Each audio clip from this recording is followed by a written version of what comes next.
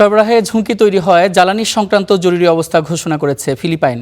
খাদ্য ওষুধের মতো জরুরি পণ্য পরিবহন নিশ্চিত করতে গঠন করেছে সরকার। ফিলিপাইন তাদের প্রায় সব অপরিশোধিত তেল মধ্যপ্রাচ্য থেকে আমদানি করে। এদিকে জ্বালানির দাম বেড়ে যাওয়ায় মজুরি বাড়ানোর দাবিতে প্রেসিডেন্ট প্রাসাদের সামনে বিক্ষোভ করেছেন ফিলিপাইনের শ্রমিকরা। এদিকে জ্বালানি সংকটের মুখে তেল উৎপাদনকারী দেশগুলোর যৌথ মজুদ থেকে সরবরাহ ঠিক রাখার সিদ্ধান্ত নিয়েছে জাপান।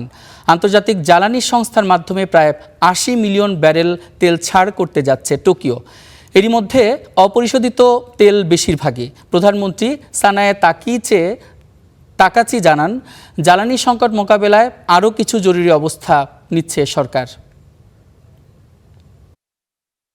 এদিকে জ্বালানির দাম বাড়ানোর সিদ্ধান্ত নিতে বাধ্য হচ্ছে লাতিন আমেরিকার দেশ চিলি। সরকার জানিয়েছে অকটেন ৩০% এবং ডিজেলের দাম 60% বাড়াতে হচ্ছে। দাম বাড়ার আগে বিভিন্ন জ্বালানি স্টেশনগুলোতে তৈরি হয় যানবাহনের দীর্ঘ সারি। সংকট মোকাবেলায় জ্বালানি ক্রয়ের সীমা বেঁধে দিয়েছে স্লোভেনিয়ার সরকার। গ্রাহক প্রতি ৩০ থেকে ৫০ লিটার পর্যন্ত জ্বালানি কিনতে পারবেন।